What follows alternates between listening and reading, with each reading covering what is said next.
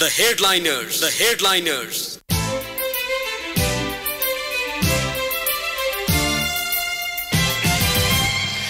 नमस्कार श्रोता, रेडियो कान्तिपुरको प्रभातकालीन नियमित कार्यक्रम द हेडलाइनर्समा यहाँलाई स्वागत छ। कार्यक्रम लिएर आज म प्रकाश पाठक उपस्थित भएको छु। समसामयिक विषयमा छलफल गरिने यो कार्यक्रम शनिबार बाहेक साताको 6 दिन यसै समयमा आधा घण्टासम्म प्रसारण हुने गर्दछ। कार्यक्रममा आज हामी पछिल्ला राजनैतिक गतिविधि र आम सर्वसाधारणको चाहना तथा वर्तमान सरकारले गरिरहेका काम कारबाहीले जनताको सोचमा ल्याएको परिवर्तन लगायतबारे राजनैतिक विश्लेषक विष्णु सापकोटासँग कुराकानी गर्दैछौँ। कार्यक्रम सुन्दै जाँदा आजका अतिथिसँग तपाईलाई पनि कुनै जिज्ञासा राख्न मन लागे हाम्रो स्टुडियोको टेलिफोन नम्बर 01 55 41 905 मा आफ्नो प्रश्न टिपाउन सक्नुहुन्छ।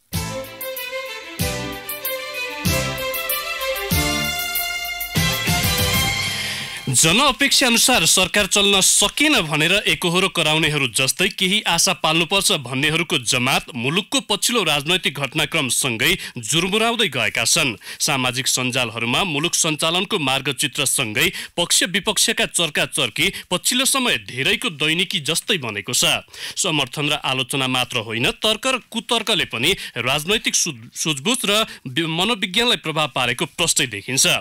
निर्मला हत्याको न्यायका विषयमा वा एसिया पेसिफिक सम्मेलनमा सरकारको भूमिका पछिल्लो समय सामाजिक सञ्जालसँगै चिया पसलहरूमा पनि धेरैको गफ गर्ने माध्यम र विषय बन्दै आएका छन्। सँगै मुलुक हाँक्ने राजनैतिक दल र तिनको काम कारबाहीका विषयमा पनि युवा पुस्ताले गम्भीर रूपले सोच्न थालेका छन्। आजको कार्यक्रममा हामी यसै सेरोफेरो अन्तर्गत रहेर राजनैतिक विश्लेषक विष्णु सापकोटासँग कुराकानी गर्दैछौँ। कुराकानीका लागि आजका हाम्रा अतिथि राजनैतिक विश्लेषक सापकोटा यति बेला हाम्रो टेलिफोन सम्पर्कमा हुनुहुन्छ। विष्णुज्यू नमस्कार, स्वागत छ कार्यक्रममा। नमस्कार, धन्यवाद प्रकाशजी। पछिल्लो समय सरकारको काम कारबाहीसँगै जनताको अपेक्षाका विषयमा धेरै कुराहरू बाहिर देखिन थालेका छन्। सामाजिक सञ्जालहरूमा पनि ती कुराहरू प्रष्टसँग हामी देख्न सक्छौँ। यसलाई चाहिँ तपाईँ कसरी लिइरहनु भएको छ? यसलाई मैले कसरी लिएको छु भने एक त अब 1 वर्ष पहिला चुनाव भयो र अब सरकार बनेको 9 महिना कट्यो।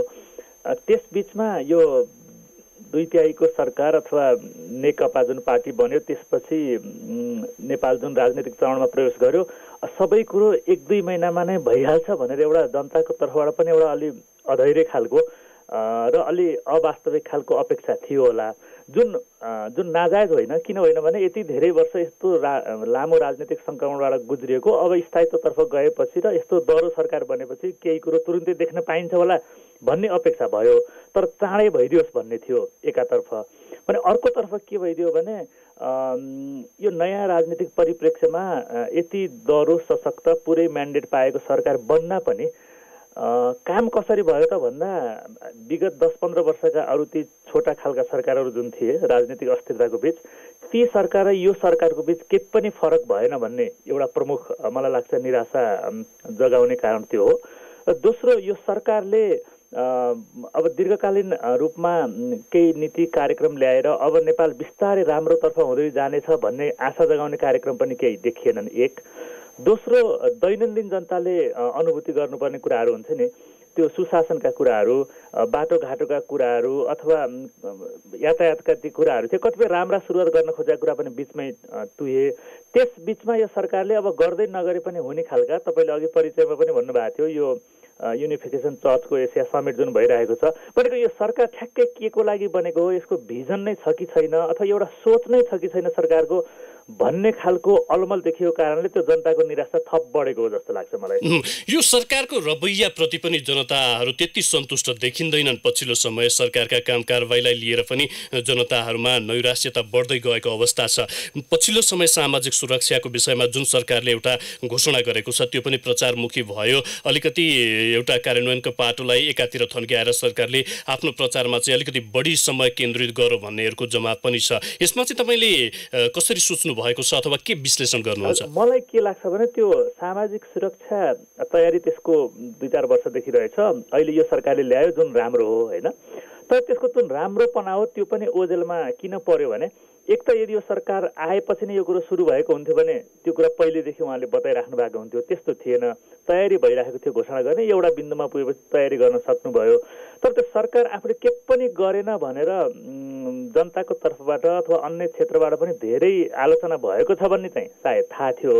त्यो थाहा भएको स्थितिमा अलि त्यो आत्तिएको जस्तो स्थितिमा ल अब नयाँ युगको सुरुवात भनिदिउँ यसलाई भनेर भने जस्तो भयो। त्यसले गर्दा जुन कुराको जति उसले एउटा जस पाउनुपर्ने थियो त्यो जस पनि पाएन। किन पाएन भने अलि भत्ताउलो भड्किलो उत्ताउलो खालको जुन प्रचार गर्यो त्यो हो एक।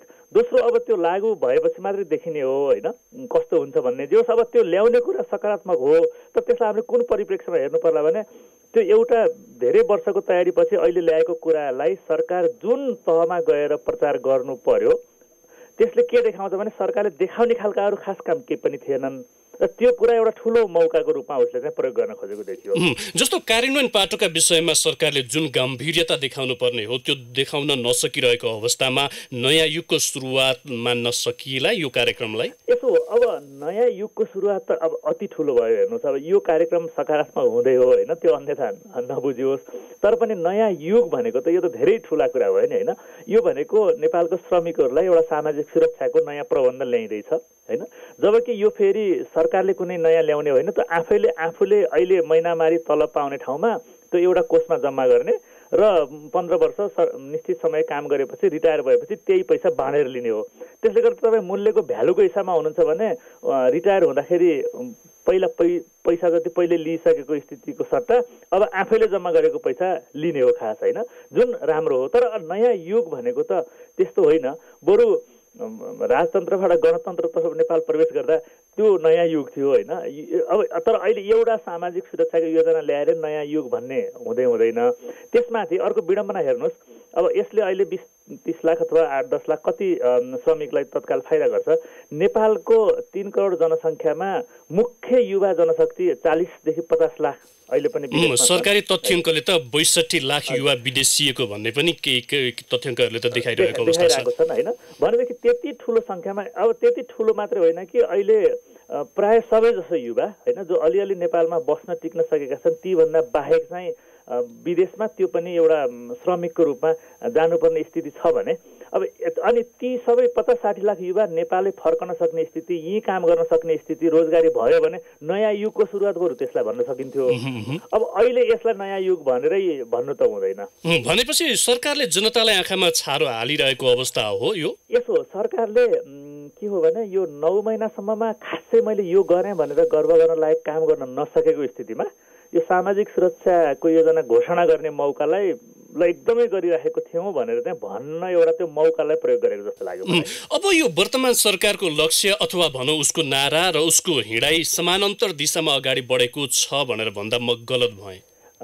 प्रश्न एकचोटि फेरि भन्नु। जस्तो सरकारको वर्तमान लक्ष्य अथवा उसको नारा र उसको हिँडाइ चाहिँ समानान्तर छैन भनेर भन्दा फरक परेन? अब समानान्तर छैन नै भन्न मिल्छ। अब पहिला त यो अब एउटा कुरो चाहिँ दोहोरिन्छ त के भने यो पहिलाका सरकारहरू जो एकदमै असफल थिए प्रभावकारी थिएनन् केही पनि गरेनन् भनेर भनिएको थियो नि हामीले ती सरकार र अब अहिलेको सरकारमा फरक के भयो भन्नेमा फरक अनुभूति हुने तहको भएन। अब भन्न त 9 महिना कुनै पनि सरकारले नेतृत्व गरेको स्थितिमा के भयो भन्दा भन्ने 100 200 कुरा होलान् त कोही पनि मन्त्रीले सरकारको नेतृत्वमा रहेको अथवा नेकपाकै नेताले सरकारले राम्रो कुरा के गरेको छ भनेर सोध्नु भयो भने उहाँहरूले त्यो कहीँ लेखेको कुरा हेर्नु पर्ने जस्तो प्रगति विवरण भनेको फ्याट्ट भन्ने जनताले बुझ्ने खालको कुरा भन्ने छँदै छैन।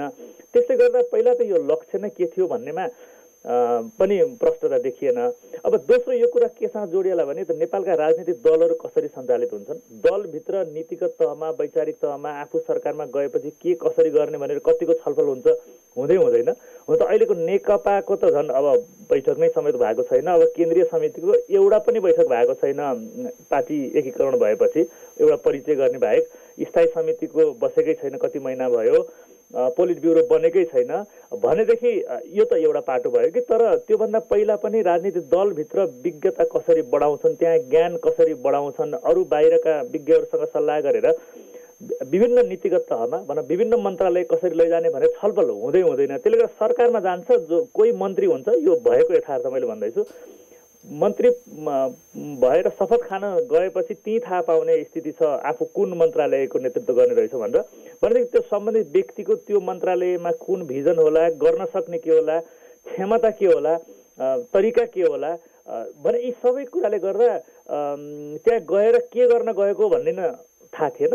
अनि गएपछि उही बिजनेस एज युजुअल भन्छ नि, उही सधैँ जस्तो जुन त्यति प्रभावकारी होइन। मलाई लाग्छ त्यसैको निरन्तरता हो। त्यसले गर्दा तपाईँले सोध्नुभएको प्रश्नलाई अब निष्कर्षमा भन्नुपर्दा ठ्याक्कै यो गर्छु, लक्ष्य यो हो भन्नेमा प्रष्टता पनि नभएको स्थिति र अलिअलि जे गर्छु भने पहिलेदेखि भनिरहेको कुराहरू छ नि, त्यसैलाई दोहोऱ्याउने, तर त्यही गर्न पनि प्रभावकारी नभएको देखिन्छ अहिले। जस्तो यो पोलिटिकल ट्रेडलाई चाहिँ परिवर्तन गर्न नसक्नुमा दोषी के देख्नुहुन्छ तपाईँ राजनैतिक दलहरुमा? देखिन्छ भने अब यसो भयो, नेपालमा उही राजनीतिक चरण नयाँ ठाउँमा पुग्यो त भनियो, पुगेको पनि हो होइन। नयाँ संविधान आएपछि नयाँ निर्वाचन अन्तर्गतको पहिलो सरकार भयो होइन, संयोगवश त्यो बहुमतको भयो, त्यो राम्रो हो। तर त्यसका अभियन्ताहरू, त्यसलाई नेतृत्व गर्नेहरू को हुन् भन्दाखेरि यो विगत 15-20 वर्षमा नै नेतृत्व तहमा रहि नै रहेका। जस्तो अहिले प्रधानमन्त्रीको कुरा गरौँ, उहाँ चाहिँ 48 सालदेखि सांसद हुनुभएको छ होइन, बिचमा एक दुई पटक हार्ने बाहेक। 51 सालमै उहाँ गृहमन्त्री हुनुभएको छ। नेपालको राजनीतिको नेतृत्व तहमा उहाँ जहिले पनि हुनुहुन्छ। उहाँ बिचमा परराष्ट्र मन्त्री पनि हुनुभयो। मैले भन्न खोजेको के भने अब केही एक दुईजना व्यक्ति नयाँ आयो होला अहिले होइन, तर कतिपयको सन्दर्भमा 2050को दशकदेखि र माओवादीहरू शान्ति प्रक्रियामा आएपछि 62-63 पछि नेतृत्व तहमै भइरहेकै व्यक्तिहरू हुन्, पार्टीमा पनि सरकारमा पनि। त्यसले गर्दा सरकार नयाँ बन्नु एउटा कुरा हो, तर सरकार बनाउने व्यक्तिहरू कुनै नयाँ होइनन्, सरकारको नेतृत्व गर्ने दल कुनै नयाँ होइन। दुईटा मिलेर नयाँ बन्नु एउटा कुरा हो, तर त्यो नयाँ होइनन्। किन उनीहरू के हुन्, के गर्न सक्थे, के गर्न सक्दैनथे, सुशासनका कुराहरू, उनीहरूको कस्ता कस्ता व्यक्तिसँग सम्पर्क छ, ठेकेदारहरूसँग उनीहरूको सम्बन्ध कस्तो छ भनेको, उनीहरूको पारदर्शिता, जवाफदेही, पार्टी कसरी चलेका छन्, यी सबै कुरा उही पुराना नै हुन्, जसले आम निराशा जगाएको थियो र नेपाल एकदमै त्यो विकासको गतिमा अगाडि बढ्न नसकेको स्थिति जो 8, 10, 15, 20 वर्षदेखि जुन थियो नि, तिनै पात्र नै अहिले सरकारमा आएका हुन्, नयाँ रूपमा, नयाँ निर्वाचन मार्फत। त्यसले गर्दा यिनैले नयाँ धेरै गर्छन् भनेर जुन अपेक्षा गरिएको थियो, मलाई त्यो बरु अलि अनरियल जस्तो लागेको थियो। तैपनि नयाँ परिस्थितिमा यति धेरै आलोचना खेपेपछि, यति धेरै जनअपेक्षाको बीच नयाँ म्यान्डेट ल्याएपछि केही नयाँ गर्छन् कि भनेर आश चाहिँ गरिएकै हो। त्यसमा पनि अहिले चाहिँ नैराश्य बढेको छ। जस्तो आफ्नै चुनावी घोषणापत्रलाई पनि बिर्सेका राजनैतिक दलहरूलाई अब यी राजनैतिक दलहरूले जनताप्रतिको जवाबदायिता सही ढङ्गले निर्वाह गर्न सक्छन् आगामी दिनहरूमा? सक्दैनन्। पहिलाको यो घोषणापत्रको कुरा जुन छ नि, मलाई थाहा छैन यो घोषणापत्र लेख्नेहरूले अथवा सरकारको नेतृत्वमा भएकाहरूले चुनाव जितेपछि त्यो घोषणापत्र एकपटक फर्केर पनि हेरेका छन् कि छैनन् जस्तो मलाई अब त्यसमा प्रश्न गर्नुपर्छ। सायद हेरेका छैनन् होइन। दोस्रो कुरो, त्यो पार्टीले बनाएका घोषणापत्र कति गम्भीर रूपमा बनाएका हुन्छन् पार्टीमा छलफल गरेर भन्ने कुरा त सबैलाई थाहा भइ नै रहेको कुरा हो होइन। पहिला मेरो अनुभव चाहिँ एक दुईवटा यी ठुला पार्टीहरूमध्ये घोषणापत्र एकदमै हतारमा आउँथ्यो, बनाउँथ्यो, त्यो पार्टीका प्रमुखहरूले पनि पढेका हुने थिएनन् पहिला होइन। भनेदेखि यो पार्टीको घोषणापत्र भनेको एकदम धेरै छलफल विचार गरेर यसो गर्ने भनेर आएकै होइन कि एउटा राम्रै लेख्न सक्ने खालका मान्छेलाई जम्मा गराएर लेखौँ भन्ने कुरा हो त्यो होइन। एक त्यो के हो भने यो भनिदिनको लागि भनिदिने कुरा हो भन्ने हो। तर अब उनीहरू गएर गर्न सक्ने के थियो भन्दा, अघि मैले भने उनीहरूको क्षमता के थियो भने त 10-20 वर्षदेखि देखिरहेको कुरा हो होइन। अब सरकारको प्रमुखै नभए पनि नेतृत्वमै रहेका मान्छेहरू हुन् होइन। भने अहिले उनीहरूले गर्न सक्ने कुरा के थियो भने स्वच्छता कायम गर्न सक्थे, सुशासनका कुराहरू राम्रोसँग जनताले अनुभूत गर्ने हिसाबले गर्न सक्थे। यो प्रदेश बनेको 9-10 महिना भइसकेको प्रदेशका सरकारहरू पनि कतिपय कानुनको अभावमा अब प्रदेश छन् भन्ने कि छैनन् भन्ने स्थिति छ अहिले होइन। भनेदेखि त्यो प्रदेशहरू कम्तीमा काम गर्न सक्ने स्थितिमा लैजानलाई कानुनलाई अलि तदारुका साथ लैजान सकिन्थ्यो होइन। भने यो पहिल्यैका सरकारले पनि गर्नुपर्ने खालका साधारण कामहरू पनि गर्न सकेको छैन। त्यसले गर्दा घोषणापत्रमा के लेखिएको छ र त्यो अनुसार गरेनन् भन्ने प्रश्नै पनि किन उठाउने भन्ने जस्तो लाग्छ। किनभने त्यो घोषणापत्र अघि मैले भने त्यो लेख्नका लागि लेखिदिने मात्रै हो। अब जस्तो यहाँ एउटा के समस्या देखियो भने पुरानै प्रवृत्ति र पुरानै पात्रका कारणले चाहिँ समस्यामा फसिरहेको मुलुक भन्ने धेरैको निष्कर्ष पनि छ। अब सकारात्मक शक्ति बिचमा निस्कने सम्भावना अथवा त्यसको जन्म हुने सम्भावना चाहिँ रहन्छ कि रहँदैन यो अवस्थाले? अब यो नेपाली राजनीतिको अब धेरै वर्षदेखिको मूल प्रश्न नै त्यही भयो। अब अहिलेका जुन पार्टी छन् होइन, पहिला ती पार्टीभित्रबाट नयाँ आउन सक्छन् कि सक्दैनन् भन्ने एउटा प्रश्नलाई जोडेर हेरौँ होइन तपाईँको प्रश्नमा। त्यो के भने पार्टी यसरी बनेका छन् कि अहिले नेकपाको बारेमा टिप्पणी गर्ने मिलेन। पहिला नेकपा एमाले हुँदा अलिकति लोकतान्त्रिक खालको अभ्यास हुँदैछ भनिन्थ्यो होइन। यद्यपि त्यो शीर्ष तहमा रहेका 10-15 जना जहिले पनि त्यो वरिपरि नै हुन्थे। तिनीहरू मध्ये प्राय तिनका गुट उपगुट मध्येका केही नेताहरू आउन सक्ने स्थिति थियो। तर अहिले त्यहाँ त अब यो महाधिवेशन कसरी बन्छ, महाधिवेशनमै उसको निर्वाचन हुने हो कि होइन, भन्ने अब अहिले अनुमान गर्न सकिन्छ। अहिले भएकै मध्ये 10-15 जनाहरूकै जुन चङ्गुल छ त्यसैले निरन्तरता पाउने निश्चित छ। र नेपाली काङ्ग्रेस भनौँ मैले ठुला पार्टीको अनि तपाईँको प्रश्नको अर्को पाटोमा आउला। अब उनीहरूको सदस्यता वितरणदेखि नै यसरी त्यो हाइज्याक गरिएको स्थिति छ कि त्यसमा नयाँ आउने प्रवेश गर्ने भन्ने छँदै छैन र नयाँले हस्तक्षेप गरेर त्यो पार्टीभित्र नयाँ ब्लड हुन्छ नि कुनै आउला भन्ने त्यहाँ अपेक्षा गर्नै सकिँदैन। भनेदेखि एकदम कोही स्वास्थ्यको कारणले पुरै शिथिल भयो अथवा मृत्यु भयो भन्ने भन्दा बाहेक त्यो गुट उपगुटका समीकरणले मिलाएर जो छन् तिनीहरूले निरन्तरता लिइराख्नेवाला छन्। त्यसले गर्दा पार्टी पुरानो हुनु सयमा समस्या होइन। यदि त्यहाँ नयाँ नयाँ व्यक्तिहरू आउन सक्थे भने नेतृत्वमा बाहिरबाट प्रवेश गरेर पनि त्यो असम्भव छ। अनि नयाँ दलहरू आउन कोसिस गरेका छन्, केही आएका पनि छन्, तर उनीहरूले पनि अब एक त त्यो एउटा राजनीतिक जग र पृष्ठभूमि बनाउन सकेका छैनन्, जनतासँग गएर यो विकल्प हो भनेर चाहिँ कन्भिन्स गराउन सकेका छैनन्। त्यसले गर्दा अब आवश्यकता त सैद्धान्तिक रूपमा भन्दा कि यी भइरहेका दलहरूभित्र एकदमै नयाँ आउनुपर्ने देखिन्छ अथवा नयाँ दलहरू आउन पर्ने देखिन्छ, तर दुईटैतर्फ पनि त्यति गतिलो प्रगति भएको चाहिँ देखिँदैन। जस्तो राजनैतिक दलहरूभित्र पनि केही राम्रा मान्छे छन्, तर ती राम्रा मान्छेहरू चाहिँ कमजोर भएर गएको अवस्था हो भन्ने सङ्केत हो तपाईँको? होइन, एकदम सङ्केत मात्र होइन, त्यसका प्रमाणहरू छन् होइन। अब यी दलहरूमा भएका दलहरूको बारेमा हामीले यसरी टिप्पणी गर्दा त्यहाँ सबै मान्छे खराब छन् भन्ने होइन, तर ती असलहरू यति थोरै छन् कि तिनीहरूको आवाज नै सुनिँदैन। एक दोस्रो, त्यो आफू असलै रहिरहन खोजे भने उनीहरू त्यो राजनीतिबाटै विस्थापित हुनुपर्ने स्थिति छ, कति भएका पनि छन्। र त्यसले गर्दा यो 1 वर्ष बित्छ, 2 वर्ष बित्छ, त्यसले गर्दा त्यो असल मध्ये भनौँ ती धेरै जसोको के हुँदो रहेछ भने तिनीहरू पनि उही पुरानैको शैलीमा जान्छन् होइन। अनि पुरानैको शैलीमा गएपछि त्यो एक त झन् कम हुन्छ त्यो सङ्ख्या होइन।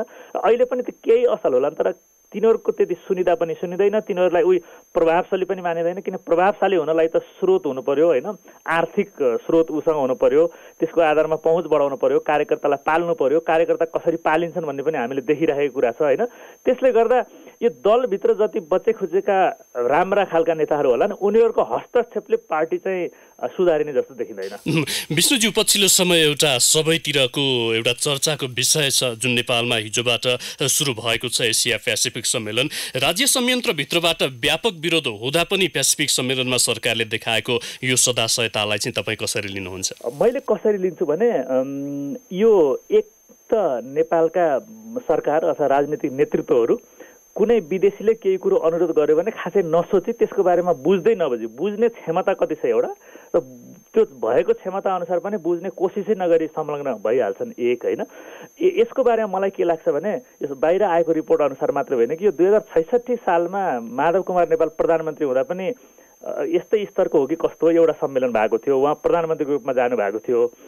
अनि म त्यसपछिको एउटा वक्ता थिएँ त्यहाँ संयोगवश। मैले कसरी सम्झेको भने माधव कुमार नेपालजीको त्यसपछि यो चर्चसँग चाहिँ संलग्नता रहेछ, त्यो धार्मिक भनेर भनेको थिएन नि त, त्यो झुक्क्याएर बोलाइएको रहेछ धेरैलाई। र मैले सार्वजनिक रूपमै यो धर्मले शान्ति ल्याउँदैन नेपालमा अर्कै कुरा हो र त्यसमा विश्वास छैन भनेर ती प्रष्टीकरण पनि दिनु परेको थियो। मैले संयोगवश यो व्यक्तिगत प्रसङ्ग किन ल्याएँ भने त्यसपछि हेर्दै जाँदा यो माधव नेपालजी चाहिँ त्यसपछि यसको नेतृत्व दायी भूमिकामा हुनुहुँदो रहेछ। अब अहिले केपी ओली प्रधानमन्त्रीलाई सायद माधव नेपालजीले नै यसमा यसो गरिदिनु पर्यो भन्नुभयो। पार्टीको समीकरण फेरि माधव नेपाल अस्ति भर्खर असन्तुष्टि पोख्नु भएको छ सरकारको काम गराइबारे, त्यसमा फेरि अहिले थप असन्तुष्ट हुनुहोला भनेर प्रधानमन्त्रीले धेरै सोच्दै नसोची गए जस्तो लाग्छ। अब यो चाहिँ कसरी गयो होला भन्ने कुरा, त्यसमा त अब दर्जनौँ कि सयौँ नेताहरू यो चर्चले कोरियामा घुमाएको रहेछ होइन। अब धेरै जसो नेपाली नेताहरूको कस्तो छ भने विदेश कसैले बोलायो भने भ्रमणमा त्यहाँ गएपछि मात्रै सोध्ने यो किन बोलाएको भन्ने खालका समेत कुराहरू हुन्छन्, किनभने बोलायो भने गइहाल्ने। जे होस्, तपाईँले सोधेको प्रश्नमा यी विभिन्न खालका पृष्ठभूमि रहेछन्, सबै खालका नेताहरू विभिन्न समयमा संलग्न रहेछन् र अहिले यो के उद्देश्यको लागि हो, गर्नु ठिक हो कि होइन भनेर सोच्दै नसोचिकन यो सरकार यसमा संलग्न भएको रहेछ। विष्णुज्यू, यो विषयमा हामी ब्रेकपछि थप छलफल गर्नेछौँ। कार्यक्रममा ब्रेकको पालो भएको छ, हामी ब्रेकतर्फ जान्छौँ। कृपया टेलिफोन सम्पर्कमै बसिदिन यहाँलाई आग्रह गर्दछु। अहिलेलाई भने ब्रेकको पालो। ब्रेकफास्ट कार्यक्रममा यहाँलाई पुनः स्वागत छ। कार्यक्रममा आज हामी समसामयिक राजनैतिक विषयमा राजनैतिक विश्लेषक विष्णु सापकोटासँग कुराकानी गरिरहेका छौँ। विष्णुज्यू, यहाँलाई कार्यक्रममा पुनः स्वागत छ।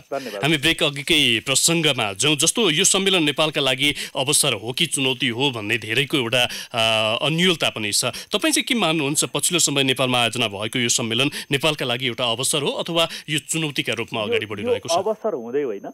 किन अवसर हुँदै होइन भने यो संस्था एकदमै विवादित संस्था भन्ने अन्तर्राष्ट्रिय रूपमा स्थापित कुरा हो। नेपालको मात्रै मिडिया होइन कि संसारभरका धेरै मिडियातर्फ हेऱ्यो भने पनि यो विवादित हो। एक त यो एउटा धार्मिक क्रिस्चियन संस्था हो, त्यो तर मूलधारको क्रिस्चियनहरूले पनि यो विवादास्पद भनेर नस्वीकारेको संस्था रहेछ एक। र कोरियामा पनि यो स्वयं जुन देशमा यसको हेडक्वार्टर छ त्यहाँ पनि विवादित भनिएको छ दुई। त्यस हिसाबले त्यो धार्मिक खालको संस्थाको कार्यक्रममा सरकार, अब कुनै पनि सम्मेलन नेपालमा हुन पाउँथ्यो कि पाउँथेन त्यो अलग कुरा भयो। सम्मेलन नेपाल एउटा लोकतान्त्रिक मुलुक हो, सबै खालका धर्मवालाले पनि सम्मेलन मिटिङ सायद गर्न पाउँछन् होइन। मलाई लाग्छ विवाद त्यसमा होइन। तर यो विवादास्पद संस्थामा नेपाल सरकारको जुन तहको र नेपालका राजनीतिक नेतृत्वको जुन तहको संलग्नता अथवा नेतृत्व दायित्व आयोजककै हैसियतमा जुन खालको भूमिका छ त्यो मलाई लाग्छ आवश्यक छँदै थिएन। र यो अनावश्यक नेपालको यो यति धेरै स्रोत साधन समय सरकारको समय हेरौँ। अब प्रधानमन्त्री 3 दिनदेखि सोल्टी होटलमा गएर बस्नु भएको छ अरे भने अहिले नेपालको प्राथमिकता यो छँदै थिएन। त्यसले गर्दा यो एकदमै अनावश्यक हो। त्यस कारण यसलाई म अवसर मान्दिनँ। यो सम्मेलनलाई धार्मिक विखण्डनको बीजारोपण भन्नेहरूको पनि एउटा जमात छ। अब यसो होला, अब एक त अब नेपालमा यो षड्यन्त्रका धेरै कुराहरू भइ नै हाल्छन्। यो कसले गर्यो, के गर्यो, कसले हो भन्ने खालका विभिन्न प्रश्न आएका छन्। मलाई लाग्छ यो प्रश्न आउने वातावरण किन बन्यो भने यो सम्मेलनमा सरकारको सहभागिताले। मैले भने नेपालमै पनि पहिला पहिला धेरै भएका रहेछन्। अघि एउटा प्रसङ्ग सुनाएको थिएँ होइन, अथवा बाहिर पनि भएका रहेछन्। त्यसमा नेताहरू जान हुन्छ हुँदैन, कसको धार्मिक आस्था के भन्ने अर्को विषय भयो। तर अहिले त नेपाल सरकार नै आयोजक जस्तो भएर जुन देखिएको स्थिति भयो, त्यसले गर्दा एक त यो प्राथमिकताको कुरा थिएन। दोस्रो, यसले गर्दा अर्को पक्षलाई चाहिँ उत्तेजित जस्तो गराएको। जस्तो हिन्दू राष्ट्र पुनर्स्थापनाको मागका विषयमा पछिल्लो समय केही चर्चाहरू पनि चलिरहेको छ। त्यो माग चाहिँ अलिकति बुलन्द रूपमा उठ्छ कि भनेर सरकारले नै यो सम्मेलन आयोजना गरेको पनि भन्ने एक थरीको बुझाइ छ। यदि त्यसो हो भने त झन् यो सम्मेलनले त्यसलाई सहयोग गर्ने भयो। किनभने हामीले हिजो अस्ति नै पनि समाचारमा आउन थालिसकेको छ कि अब एउटा धर्मसँग आबद्ध संस्थासँग सरकार त्यसरी सामेल हुन्छ भने अब अर्को धर्मवाला पनि अब हामी झन् जागेर आउनुपर्ने भयो भन्ने खालको कुरा हुने भयो। त्यसले गर्दा यसले नराम्रो गर्ने थुप्रै सिर्जना, नराम्रोको लागि अवसर सिर्जना गर्ने जस्तो देखायो। किनभने अर्को पक्षहरूलाई एक हिसाबको ध्रुवीकरणतिर लैजाने पनि यसले देखायो। हामीलाई धेरै श्रोताले जिज्ञासा पनि राख्नु भएको छ। समय हामीसँग निकै कम रहेको छ। संक्षिप्त जवाफको अपेक्षा गर्छु तपाईँबाट। श्याम खतिवडाले सुनसरीबाट यसै आशयमा प्रश्न राख्नु भएको छ। धर्म प्रचारको कार्यक्रममा सरकारको संलग्नताले कस्तो दरिद्रता देखाउँछ यो सरकारप्रति? होइन, अघि पनि हामीले कुरा गऱ्यौँ। यसमा सरकार यो स्तरमा यसरी सहभागी हुनु हुँदैन थियो। अब पहिला कुरा एउटा चाहिँ के प्रश्न पार्नुवाला भने एउटा लोकतान्त्रिक मुलुकमा होइन धर्मनिरपेक्ष पनि भनिएको छ होइन, त्यसमा कसैले धार्मिक सम्मेलन आफ्नो हिसाबले गर्न पाइयो। यद्यपि त्यसको अरू नकारात्मक असर हुने हिसाबले होइन कि सम्मेलन चाहिँ गर्न पाइयो। त्यसमा सहभागी हुनलाई को जान्छन् भनेर व्यक्तिगत आस्थाको हिसाबमा जाने एउटा कुरा भयो। तर एउटा धर्मसँग सम्बन्धित र धर्म मात्रै नभई अझ थप विवादास्पद पनि एउटा संस्था, अनि त्यो सुन्दा पनि अलि लाज लाग्दो खालको। अब यो पृथ्वीमा अब यो अवतार लिएर यसरी आएको छ, सबै नेताहरूलाई आशीर्वाद दिने भन्ने खालको कुरा छ। र जहाँ त्यो हाम्रो सरकारको त्यो स्तरको सहभागिता मलाई लाग्छ त्यो एकदमै संवेदनशील थियो। त्यसमा त्यस्तो हुनु हुँदैन थियो। त्यसले गर्दा यो धेरै जनताको तर्फबाट आलोचना भएको र प्रश्नको जुन आशय छ मलाई लाग्छ त्यो सही नै छ। 70बाट मेघराज पौडेलले सोध्नु भएको छ, नेपालमा काम नगर्ने पक्ष पनि छन् भने काम गरे पनि विरोध गर्ने पक्षका मानिसहरू पनि छन्। अब विकल्प कसरी र कसलाई खोज्ने अथवा त्यो अवस्था चाहिँ कसरी सृजना होला उहाँको जिज्ञासा? अब एक त जायज कुरा के हो भने अब काम ठिकै गर्दा पनि विरोध गर्ने पनि हुन्छन्। एक त अब प्रतिपक्षहरू अथवा अलिक धेरै भइदियोस् भनेर अपेक्षा गर्दा थोरै भएको जस्तो लाग्नेहरूले पनि होला। तर अब अहिले खासै केही पनि भएन अथवा कतिपय न्याय दिनुपर्ने केसमा पनि सरकार चुक्यो भन्ने खालका विरोध भन्ने कि आलोचना भन्ने कि नैराश्य ती स्वरहरू सबैतिरबाट निस्केका छन्, जनताकै तहबाट पनि, यसले उसले भन्दा पनि। त्यसले गर्दा फेरि यो प्रश्न चाहिँ त्यत्तिकै महत्त्वपूर्ण छ, यसलाई कसरी चिर्ने त भन्ने। अब यिनै पात्र यिनै दलहरू अब यसैको निरन्तरता रहिरहन्जेल धेरै आशा गर्ने ठाउँ देखिँदैन। तर पनि अब आशा राख्नै पर्दा फेरि यो दल ठुला दल छन्, ती भित्रैबाट त्यहाँका अलि राम्रो गर्छु भन्नेहरूको हस्तक्षेप बढोस् अथवा नयाँ दलहरू आउन सकुन् र नागरिक समाज अथवा मिडियाले पनि अलि अझ झकझगाइराखेको छ। मलाई लाग्छ धेरै झकझगाउनुको चाहिँ उपाय नै छैन। काँडाघारीबाट गोपाल अधिकारीले पनि सोध्नु भएको छ, विपक्षीलाई तह लगाउन आफू सही बाटो अँगाल्नुपर्ने होइन र सरकारले अहिले त सरकार नै प्रतिपक्षीको किताबमा चाहिँ उभिएको जस्तो आभास भइरहेको छ हामीलाई। हजुर, त्यो कुन हिसाबमा भन्नुभयो सरकार नै प्रतिपक्षको हिसाबमा भन्नाले अब सरकार चलाउने दलभित्र जुन प्रतिपक्ष होला, अहिले त अब मिटिङै हुँदैन, उहाँहरू बोल्नै पाउनु भएको छैन, कहिले कहिले फाटाफुट्टा बाहिर बोल्ने बाहेक। तर यो सरकारभित्रकै अझ नेकपाकै नेताहरूले यो सरकारकै बारेमा के ठान्नुहुन्छ भन्ने कहिले कहिले सुनिएको छ, त्योभन्दा धेरै सुनिएको छैन एक। अब तर त्यो दलभित्रै जति क्षमता बुद्धि जे थियो विचार, त्यसको पनि यो सरकारले सदुपयोग गर्न चाहिँ नसकेको जस्तो देखिन्छ। र यो हिजो अस्तिबाटै फेरि सुन्न थालिएको छ, यो षड्यन्त्र हुन थालेको छ, यो सरकारलाई फसाउन थालिएको छ भन्ने खालका कुरा सत्ताधारी दलकै नेताहरूबाट बोल्न खोजिएको छ। यसको अर्थ के पनि होला भने आफूले गर्न सकिएको छैन भन्ने अनुभूति गरेर पनि होला। पुरानो बानेश्वरबाट नारायण खरेलले सोध्नु भएको छ, नेपाली उच्च पदस्थ अधिकारीहरू अथवा नेपाली उच्च पदस्थ नेतृत्वहरू अन्य देशमा जाँदा त्यहाँका प्रमुख भेट्न ठुलै कसरत गर्नुपर्छ, तर प्रधानमन्त्री ओली सोल्टीमै बस्नुभयो, यो कतिको उपयुक्त हो एउटा प्रोटोकलको हिसाबमा पनि? यो मलाई पनि त्यस्तो उपयुक्त लागेन। अब एक त नेपालले नै आयोजना गरेको कुनै दक्षिण एसिया स्तरीय अथवा विश्वस्तरीय सम्मेलन जहाँ राष्ट्र प्रमुखहरू आउने, त्यस्तो स्थितिमा प्रधानमन्त्रीको स्वास्थ्य ट्राफिकको हिसाबले कहीँ गएर बस्नुपर्ने भएको भए त्यो एउटा सन्दर्भ हुन्थ्यो। अब अहिले त्यस्तो पनि थिएन होइन।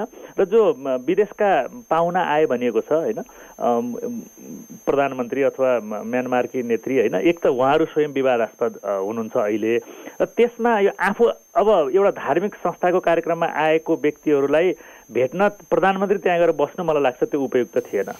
अम्बिका प्रसाद कुरेलाले मोरङबाट सोध्नु भएको छ, सरकारलाई कमजोर पार्न तेस्रो शक्ति लागि परेको अवस्थामा प्रतिपक्षी कुन किताबमा उभिनुपर्ने हो? यसो प्रतिपक्षी राष्ट्र कमजोर हुने कुरामा लाग्नु हुँदैन, त्यसमा प्रतिपक्षी सरकारसँगै हुनुपर्छ। तर यहाँ चाहिँ सरकारलाई कमजोर पार्न अर्को पक्ष लागेको छ भनेर उही आफू उम्किनको लागि अथवा आफूले गर्न नसक्ने अनि हामीलाई कमजोर पार्न खोजियो भनेर अर्कोलाई दोष लिने, त्यो अमूर्त हिसाबमा कोही भनिदिने त्यस्तो चाहिँ चलन फेरि नेपालमा धेरै पहिलादेखिको छ। तर यदि साँच्चै तेस्रो पक्ष लागेको हो भने त्यसमा प्रतिपक्षी त सरकारसँग चाहिँ सहयोग गर्न आउनै पर्छ। गोपाल राईले धरानबाट सोध्नु भएको छ, राष्ट्रपति उपराष्ट्रपतिलाई सुविधा दिन गाह्रो नमान्ने तर अपाङ्गता भएका व्यक्तिहरूको सुविधा भने सीमित गर्ने यो सरकारको रवैया तपाईँ चाहिँ कसरी विश्लेषण गर्नुहुन्छ? त्यो पनि उदेक लाग्दो हो, त्यसमा सहमत हुनै सकिँदैन। यो राष्ट्रपति उपराष्ट्रपति लगायत अब यो राजनीति किन गर्ने भन्ने प्रश्नसँग जोडियो। अहिले त राजनीति किन गर्ने भने त्यहाँ सेवा सुविधा लिनको लागि पदमा छौन्जेल मात्र होइन, आफू पदबाट गएपछि पनि पाउने खालको सेवा सुविधा। अब मुलुक आफूले आर्जन गरेको जस्तो यत्रो धेरै वर्ष जेल नेल के सङ्घर्ष गरेर अब हाम्रो हो, हामीले जे गरे पनि भन्ने हुन्छ भन्ने खालको जुन मानसिकता छ नेतृत्वमा, मलाई लाग्छ त्यसैको निरन्तरता हो त्यो पनि। हवस् त विष्णुज्यू, यहाँको अमूल्य समय र विचारका लागि यहाँलाई धन्यवाद छ। धन्यवाद प्रकाशजी।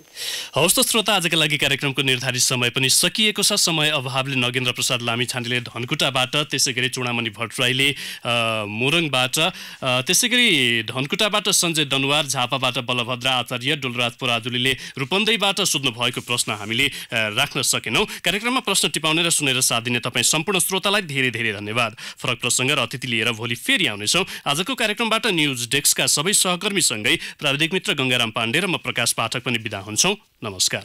तपाईँ सुन्दै हुनुहुन्थ्यो द हेडलाइनर्स।